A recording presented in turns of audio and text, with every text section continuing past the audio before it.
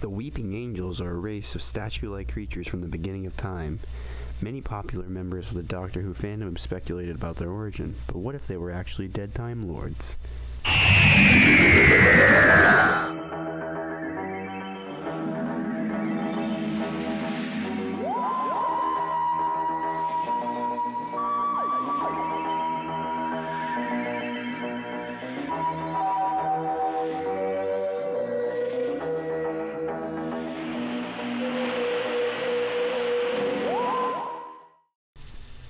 So what evidence do we have to support this? Well, to start things off, I thought I'd show you the clip that started the theorizing. Major spoiler warning for this episode. This clip is from the End of Time, Part 2, so if you haven't seen, go watch it and come back. Alright, now that you've seen the episode, let's watch the clip.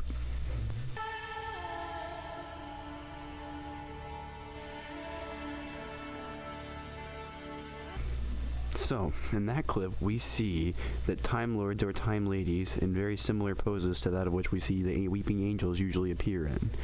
There are a few possible interpretations of this. First being, this is what happens to all Time Lords when they die.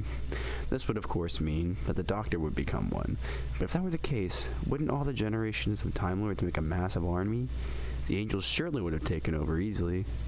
What my proposition is the way the scene in the clip was set up, it could be a punishment.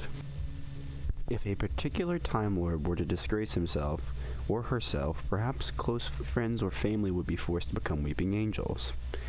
That's not to say that the people in this scene in the End of Time were family or even close to the Doctor. Perhaps they took his side or spoke it in his name and thus Rassilon condemned them to a fate worse than death. And what I mean by this isn't that there's definitely proof that all Time Lords are Weeping Angels or that some Time Lords are Weeping Angels. It's just interesting that they left that open in these episodes and in some of the evidence that they've shown us. Anyway, if you guys enjoyed this theory, make sure you comment, rate, subscribe, hit the bell to know every time I upload a video. And I'll see you next time on Whovian Theory.